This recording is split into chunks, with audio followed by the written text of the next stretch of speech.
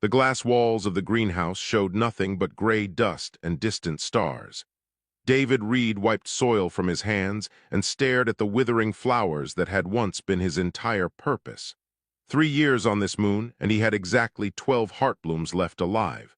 12 flowers in a garden that should have held thousands. He moved between the raised beds with practiced care, checking moisture levels and nutrient feeds. The plants looked healthy enough by any normal measure, but heartblooms were not normal plants. They needed something more than water and light. They needed something the galaxy had forgotten how to give. The crash alarm cut through the silence like a scream. David ran to the observation window and saw smoke rising from the western crater field. Something had come down hard and fast, leaving a black scar across the pale regolith. His first thought was to call Coalition security.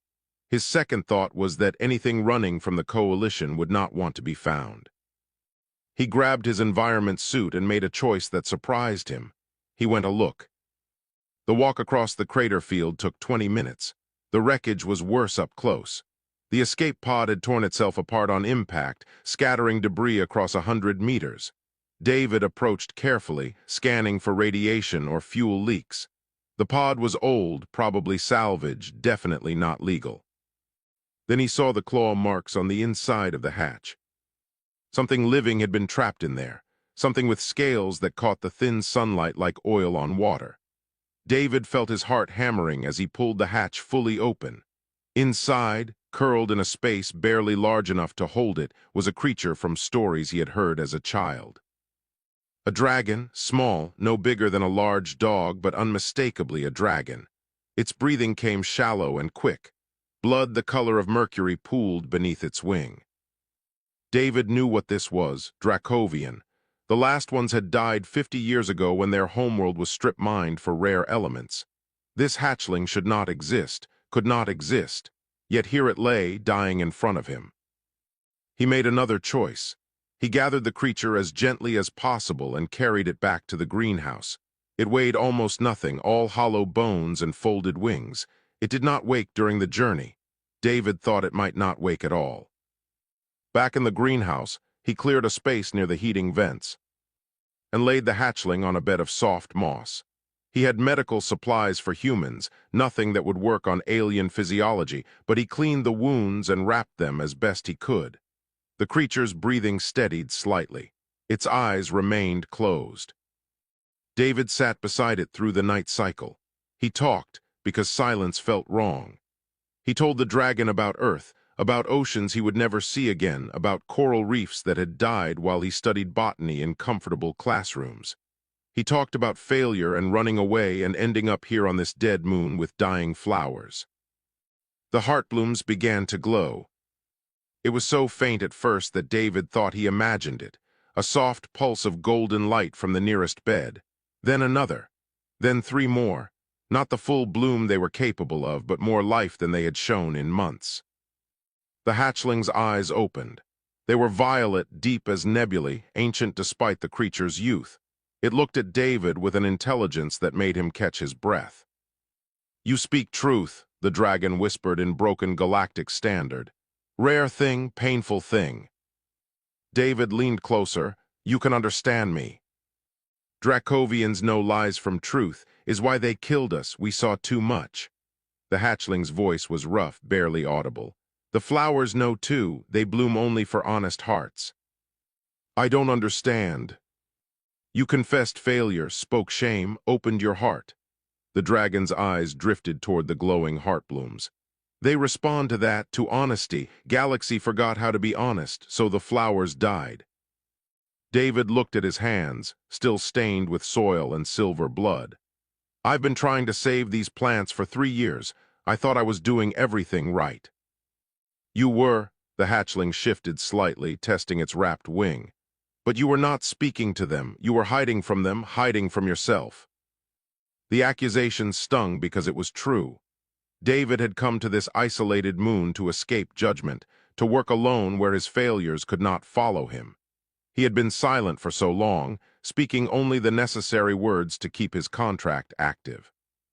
"What's your name?" David asked finally. "Silas."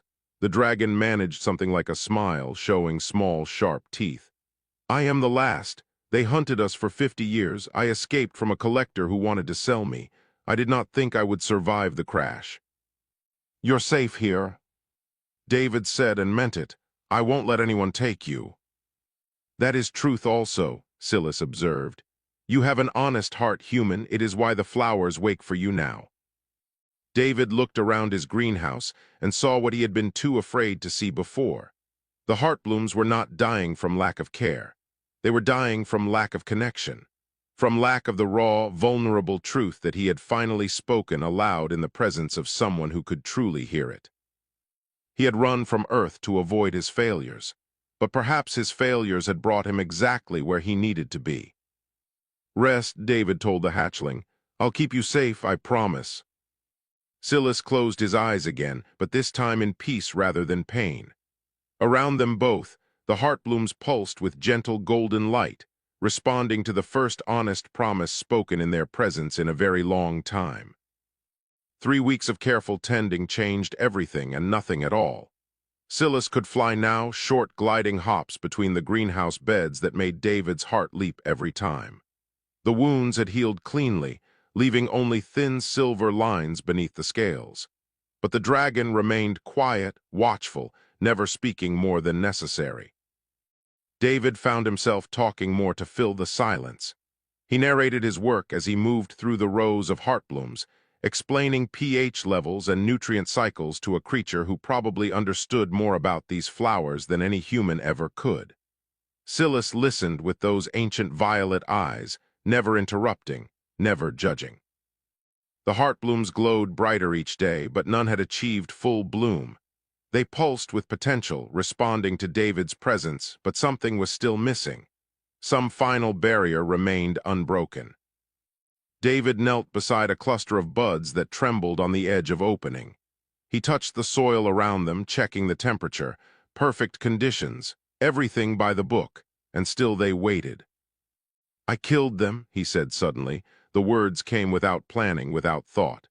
The coral reefs on Earth. I was supposed to save them. I had funding, a team, 5 years of research, and I watched them die anyway. Silas landed on the bed rail beside him. The dragon's weight barely registered.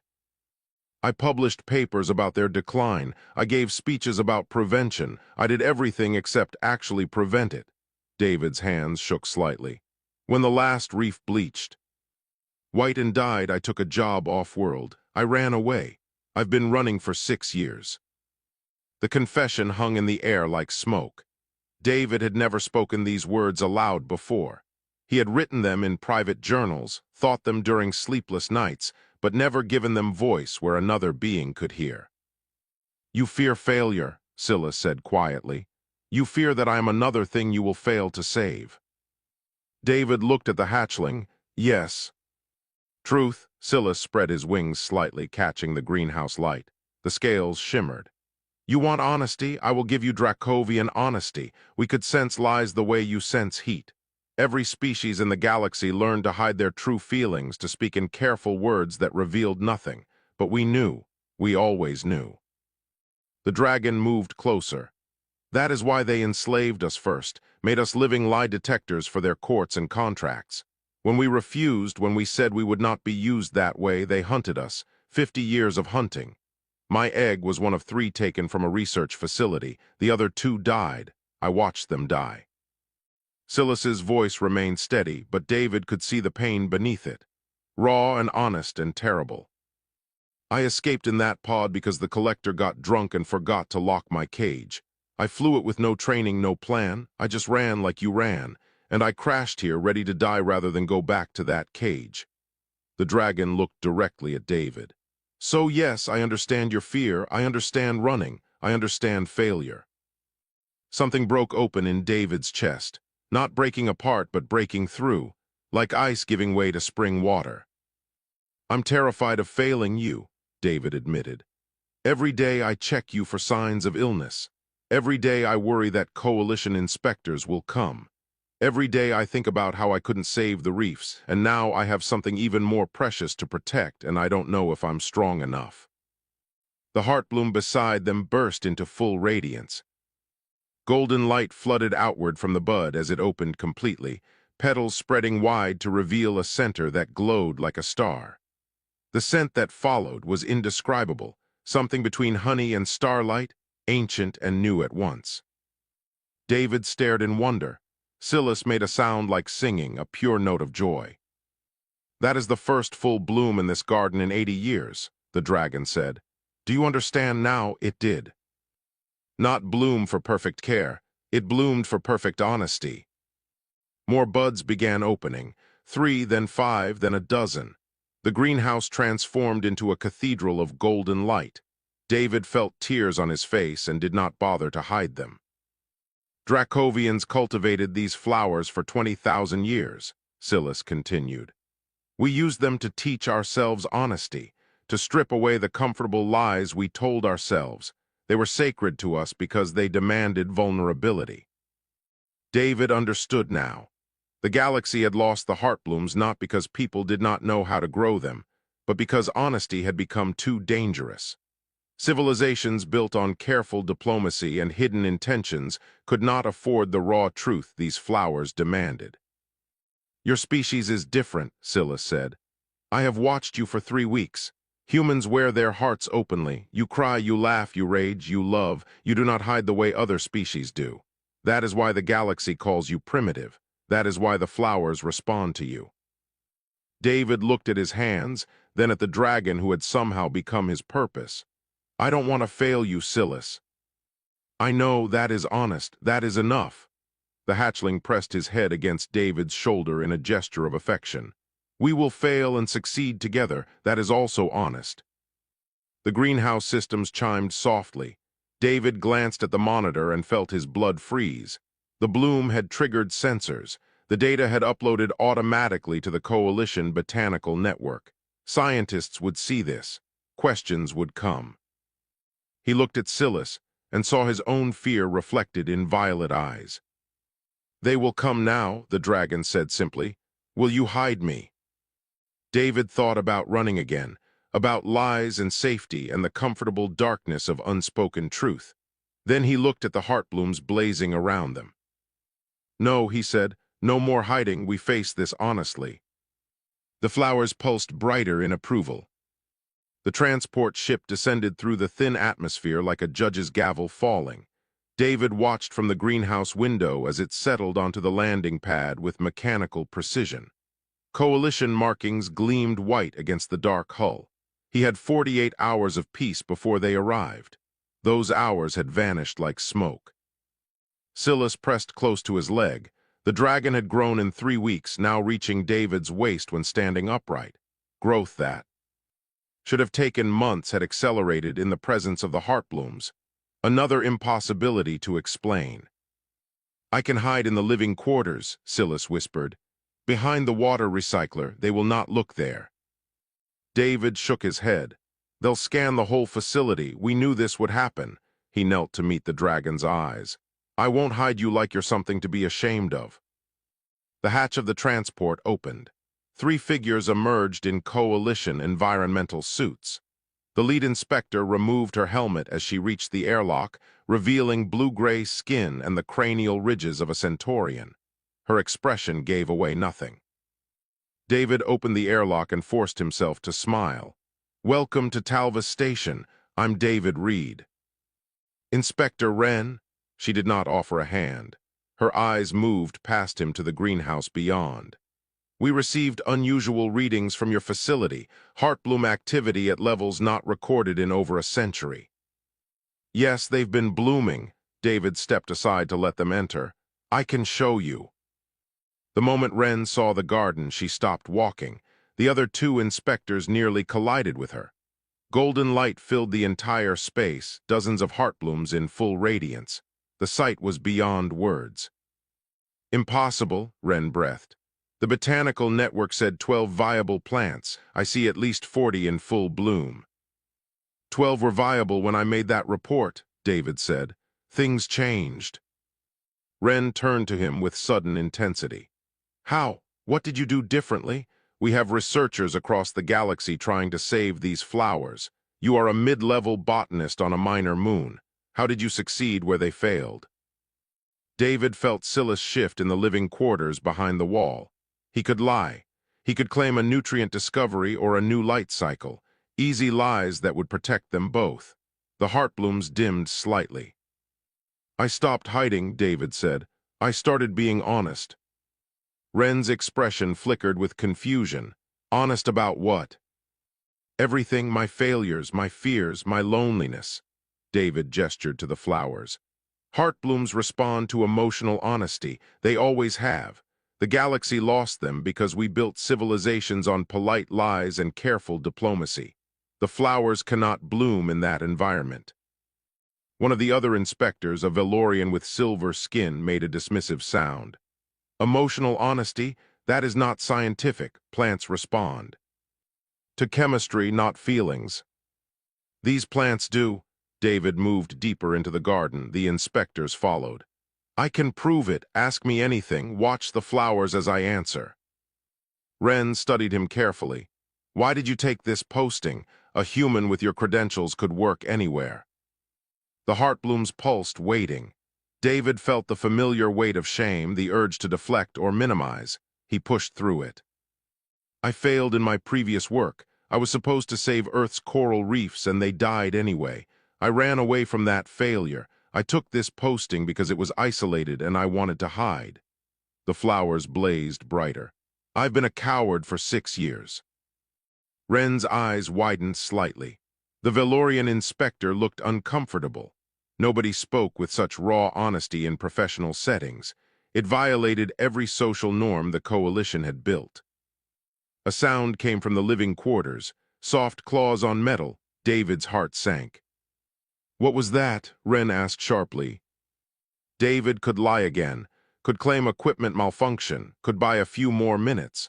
The heartblooms dimmed in anticipation of his choice. "That's Silas," David said.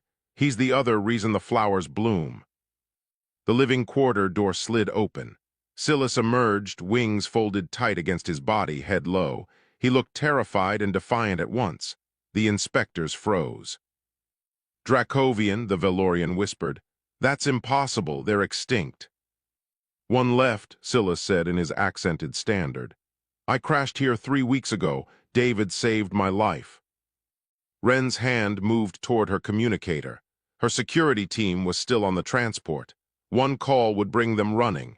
David stepped between her and the dragon. "He's not a threat," David said. "He's a child who escaped from slavers. He's terrified and alone, and he deserves protection, not imprisonment." "You are harboring an illegal exotic creature," Ren said, but her voice lacked conviction. "The penalties for this are severe." "I know." David felt Silas press against his back. "I don't care. I already failed once by choosing safety over what was right. I won't fail again. If you want to take him, you'll have to go through me." The heartblooms erupted in golden brilliance. The light became almost blinding, every flower in the garden responding to David's fierce honesty. The air filled with their scent, overwhelming, undeniable. Ren shielded her eyes. When she lowered her hand, something in her expression had changed. "The flowers respond to you like nothing I have ever seen." "They respond to truth," Silas said quietly. "Humans speak truth more easily than any species I have known. They wear their hearts openly. That is why David succeeded where your researchers failed. They were trying to solve an emotional problem with science." The Valorian inspector looked at Silas, then at David, then at the blazing flowers. "This is unprecedented. We need guidance from headquarters." Ren nodded slowly. She had not called security. She had not arrested David. She stood in the Cathedral of Light, and David could see her struggling with something, some internal battle between duty and what she was witnessing. "I need to make a call," she said finally. "You will both remain here under observation until I receive instructions." David nodded. He had not won, but he had not lost either. He had chosen honesty over safety, truth over comfort. The heartblooms continued to blaze, marking his choice with undeniable radiance. Holographic faces filled the greenhouse like ghosts. 12 tribunal members projected from across the galaxy, their images flickering slightly with transmission delay. David stood in the center of their judgment circle, trying not to let his hands shake. Silas sat beside him, wings folded, violet eyes watching everything. The prosecutor was Valorian, her silver skin catching the light from the heartblooms. She spoke with the careful precision of someone who had never lost a case. David Reed, you stand accused of harboring an illegal exotic creature in violation of Coalition Wildlife Protection Act, Section 47. You face up to 10 years imprisonment. The creature will be remanded to a research facility for study. How do you plead? David had been offered legal counsel. 3 different attorneys had contacted him, attracted by the publicity. He had refused them all. He would not hide behind careful legal language, not anymore. Guilty, he said simply. I knew it was illegal, I did it anyway. The tribunal members shifted in their seats. People did not confess so directly. The prosecutor looked momentarily thrown. You admit to breaking coalition law deliberately. Yes, Silas needed help and I gave it. I would do it again. David looked at each tribunal member in turn. But I want to explain why, not as a defense, but as truth. Will you hear me? The head judge, an elderly human woman named Dr. Okonkwo, leaned forward. Speak. David took a breath. 3 weeks ago I had 12 dying heartblooms and no hope of saving them. I was a failed botanist hiding on a dead moon. Then Silas crashed here, injured and terrified. I saved him because it was the right thing to do, not because I expected anything in return. He gestured to the blazing flowers around them. But something changed. When I stopped hiding from my failures, when I started speaking honestly about my pain and fear, the heartblooms responded. Silas explained what his people knew for 20,000 years. These flowers bloom for emotional honesty. They die in the presence of comfortable lies. This is not a botany lecture, the prosecutor interrupted. You broke the law. I did, and I am telling you why it mattered. David's voice grew stronger. Every species in this galaxy learned to hide their emotions for survival. You call humans primitive because we cry openly, because we wear our hearts on our sleeves. But that is exactly why we can do what you cannot. We remember how to be vulnerable. Silas stood suddenly. I would like to speak. The tribunal went silent. This was unexpected. The prosecutor looked uncertain about how to handle a witness who was also the evidence. Dr. Okonkwo nodded. The tribunal recognizes Silas. The dragon moved to stand beside David. My people were hunted to extinction because we could sense lies. Every species that met us felt threatened by that ability. They enslaved us, used us, and when we refused to cooperate, they killed us. His voice remained steady. I am the last Dracovian, the last one who remembers our culture, our songs, our history. David did not just save my life. He gave me the first honest connection I have ever had with another being. Silas looked at the prosecutor. You want to put him in prison and put me in a research facility. I know what research facilities are like. I was born in one. I watched my siblings die in cages while scientists studied us. If that is coalition justice, then your laws deserve to be broken. The Valorian prosecutor's composure cracked slightly. The law exists to protect endangered species from exploitation. I am not being exploited here, Silas said softly. I am being loved. There is a difference.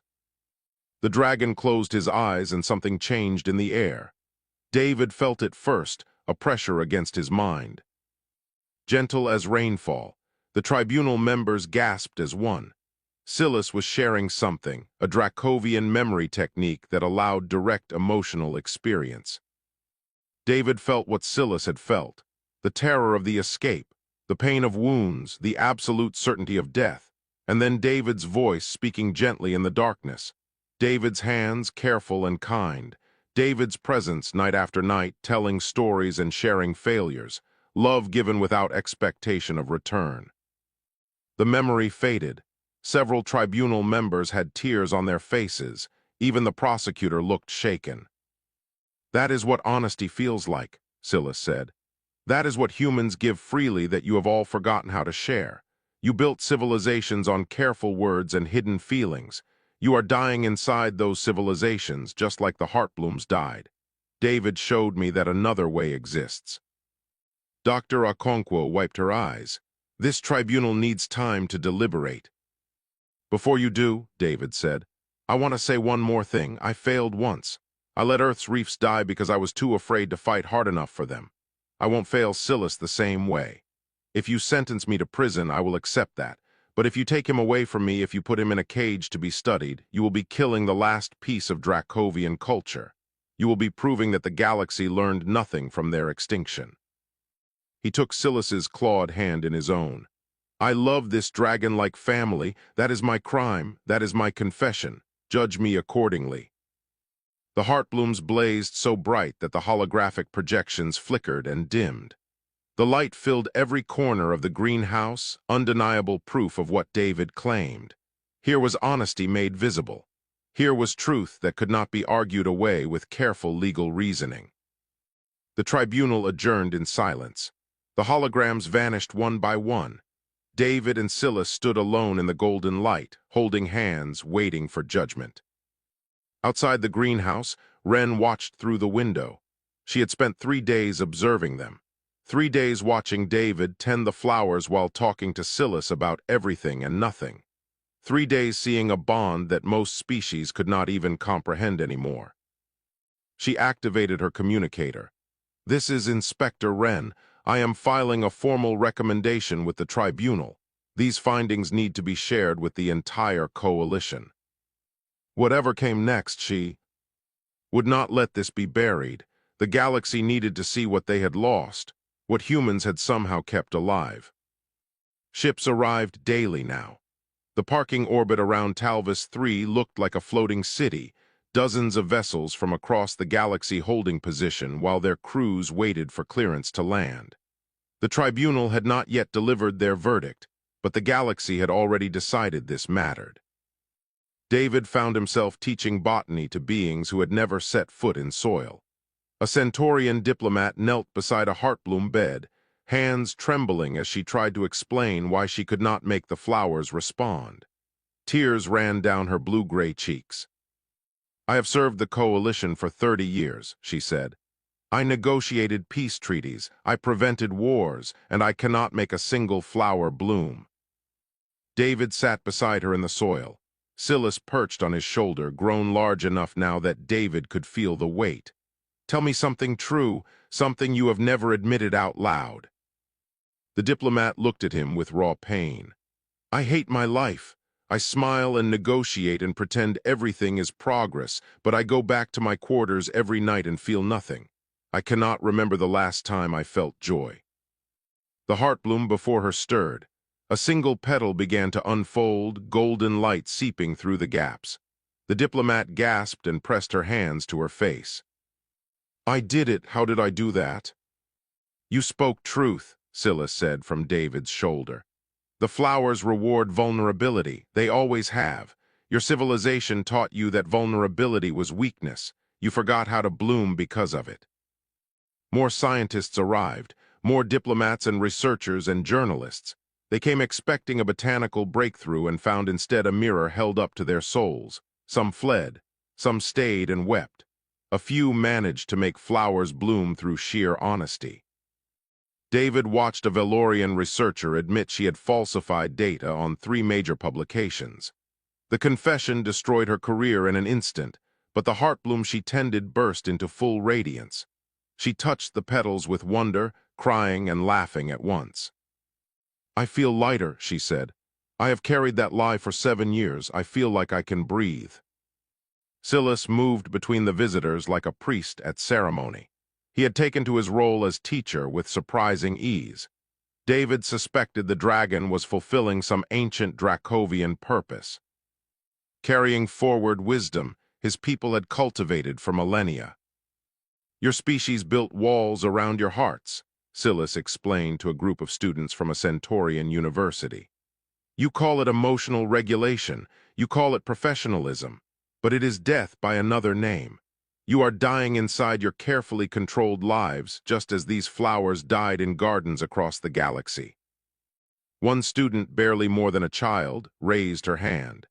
But we need emotional control for society to function. If everyone spoke their truth all the time, there would be chaos. Would there? David asked. He had learned to work alongside Silas in these moments. Or would there be honesty? The chaos you fear is already here. It lives inside everyone who smiles while hurting, who says they are fine when they are breaking. The heart blooms are just making it visible. Wren appeared at the greenhouse entrance. She had stayed for 2 weeks now, officially observing but really learning. David saw the change in her. The rigid inspector had softened into something more human. "The tribunal is ready," she announced. "They want to deliver the verdict in person." The crowd that had gathered fell silent. David felt Silas tense on his shoulder. This was it. Either they had reached people or they had not. Either the truth mattered or it did not. Dr. Okonkwo arrived with the full tribunal. They stood in the greenhouse surrounded by blooming flowers and dozens of witnesses. The judge looked older than David remembered, tired in a way that spoke of hard decisions made. "David Reed, Silas of the Dracovian line," her voice carried clearly. "This tribunal has reviewed your case with unusual care. We have heard testimony from 47 witnesses. We have consulted xenobiological experts, legal scholars, and cultural historians, and we have come to a conclusion that surprises us." She paused. David could hear his own heartbeat. "The coalition was built on principles of order and careful regulation. We believed this created stability. We were wrong." Dr. Okonkwo gestured to the golden flowers blazing around them. "We created a civilization that slowly poisoned its own ability to connect. We called it professionalism. We called it maturity. We called it progress. It was none of those things." The judge looked directly at David. "You broke the law. You did so knowingly and without apology. Under normal circumstances, this tribunal would have no choice but to convict you." She smiled slightly. "But these are not normal circumstances. What you have done here is not just save a creature or restore a plant species. You have reminded us what we lost." "The tribunal finds you guilty of all charges," Dr. Okonkwo continued. David's heart sank. Then she smiled fully. "And we hereby grant you full pardon. Silas is declared your legal dependent. This station is recognized as the first Heartbloom sanctuary under your sole stewardship. Furthermore, the coalition will fund expansion of this sanctuary and establish a cultural exchange program so others may learn what you teach here." The crowd erupted. David stood frozen, unable to process what he had heard. Silas launched from his shoulder and flew loops around the greenhouse, singing in pure Dracovian, a sound like bells across water. Wren approached with her own smile. "You won, you actually won." "We all won," David said quietly. He looked at the tribunal members, at the researchers and diplomats, at the beings who had come here broken and were learning to bloom again. "The galaxy forgot how to be honest. We are all just remembering together." Dr. Okonkwo placed a hand on his shoulder. "Teach them, David Reed. Teach them what humans never forgot. Teach them to open their hearts again." Around them, heartblooms blazed like captured stars. And across the galaxy, in 1,000 greenhouses on 1,000 worlds, other humans began receiving seeds and instructions. The flowers were going home. The truth was spreading. And this time, maybe it would take root. 6 months transformed the moon into something impossible. Where there had been dust and silence, gardens now covered 3 kilometers of terraformed ground. Heartblooms grew in spiraling patterns, their golden light visible from orbit. Beings came as pilgrims, seeking what they had lost inside themselves. David walked the paths between the beds at dawn, when the light was softest and the visitors had not yet arrived. Silas flew overhead, wings spanning 3 meters now, adult in size though still young in years. The dragon had taken to patrolling the sanctuary boundaries, a guardian of growing things. They had built dormitories for those who came to learn. Some stayed for weeks, working in the soil until their hands remembered honesty. Others left after a single day, unable to face what the flowers asked of them. David did not judge. The flowers judged enough for everyone. A message waited in his quarters, Earth transmission. He had been avoiding it for days, but knew he could wait no longer. He activated the holo projector, and his former supervisor appeared, a woman named Dr. Patricia Lynn who had once believed in him. David, her smile was cautious. I saw the news, everyone saw. What you did there, it was remarkable. Thank you. He felt awkward talking to her after 6 years of silence. We are trying to restore the Pacific reefs, she continued. New technology, new approaches. The funding finally came through after decades of fighting for it. We could use your expertise. David felt the old shame rise in his throat. I failed those reefs once. You did not fail them. The system failed them. We all failed them together. Dr. Lin leaned forward. But we have another chance now. I want you to come home, bring your flowers, bring your dragon, bring whatever wisdom you learned on that moon. Help us save what we lost. Silas landed beside him, listening. The dragon's violet eyes watched David with complete attention. I am afraid, David said honestly. The admission would have been impossible 6 months ago. Now it felt natural. I am afraid of failing again. Fear is not a reason to hide, Dr. Lin said gently. You taught the galaxy that, come teach Earth. David looked at Silas. The dragon nodded once, a very human gesture he had learned from watching people. I will come, David said. Give me 2 weeks to arrange things here. They arrived at Earth's Pacific Restoration Station on a clear morning. The facility floated on the ocean, surrounded by protected zones where coral was slowly returning. David stood on the deck and felt the salt air on his face. 6 years away, and the ocean still felt like home. Silas spread his wings and sang, a sound that carried across the water. Dolphins surfaced to investigate, curious about the dragon voice. The hatchling dove toward them, playing in the waves with pure joy. Dr. Lin met them at the main research building. She looked older, more tired, but her eyes still held the passion that had inspired David to study reefs in the first place. Welcome home. Thank you for giving me another chance. You earned it, she gestured to a prepared greenhouse space. We built this for the heartblooms. Will they grow here? David knelt in the earth soil and felt something click into place. They will grow anywhere people are willing to be honest. Let's find out if Earth remembers how. They planted the first seeds with a crowd watching. Young researchers from a dozen nations, some barely out of university. David saw his younger self in their faces, eager and afraid and hopeful all at once. These flowers are not just plants, he told them. They are teachers. They will show you what you hide from yourselves. They will not bloom for perfect technique or careful science. They bloom for perfect truth. He pressed a seed into the soil and spoke aloud the fear he still carried. I am terrified that I will watch these reefs die again, that I will fail you all just like I failed before, that I am not strong enough to fix what we broke. The seed began to glow beneath his hands. Roots spread in golden threads. The first shoot emerged, impossibly fast, reaching toward the sun. Within minutes, a bud formed. Within an hour, it bloomed. The young researchers gasped. David felt tears on his face and did not hide them. That is how you start, he said. You speak the truth that terrifies you. You open your heart and let the flowers in. Over the following weeks, heartblooms began growing across the reef restoration sites.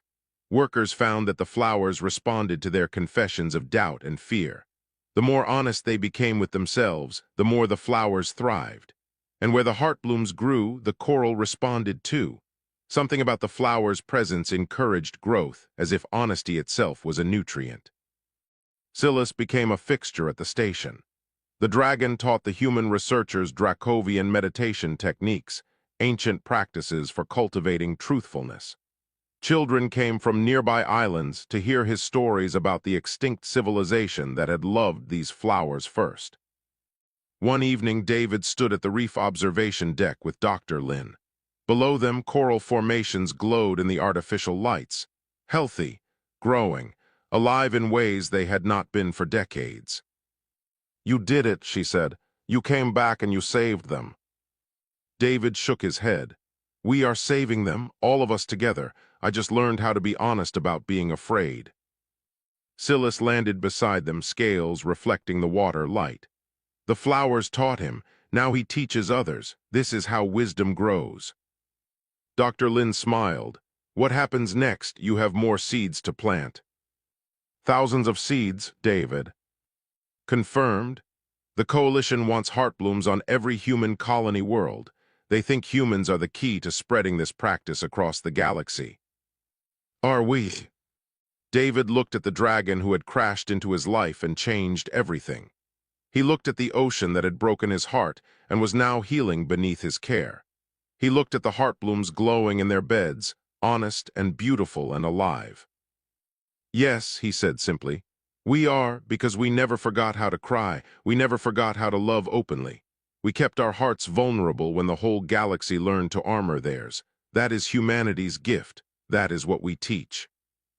Scylla sang again, and the sound carried across the water to where dolphins and whales answered in their own voices. The heartblooms pulsed with golden light, and David Reed, who had once run from failure, stood in the place of his greatest fear and felt only peace. The flowers bloomed for honest hearts, and Earth, despite everything, still had honest hearts to give.